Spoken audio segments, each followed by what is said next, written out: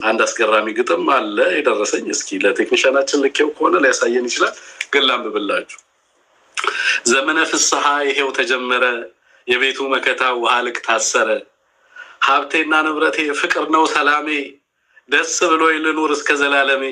ከዘመነ ሄኖክ ይሄው እስከ ዛሬ፣ ደስ ብሎኝ አያውቅም እኔስ እንደ ዛሬ። አናጺው ጀግና ነው ስሙ የተጠራ፣ ዝም ያለ ጉዳይ ነው ሁሌም የተፈራ። እኔ የምሬን ነው አይደለም ጨዋታ፣ ዝናቡ ከእንግዲህ ይጣል ጠዋት ማታ።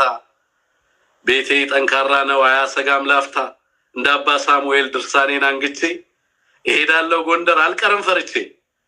ብዙ ብለው ነበር ይቀራል መስሏቸው፣ ምነው ባዩ ዛሬ ማን በነገራቸው። እንደ ሰው አይደለም ጌታ ምን ተስኖት፣ ሁሉንም አስቻለው ቀን ያልፋል በማለት።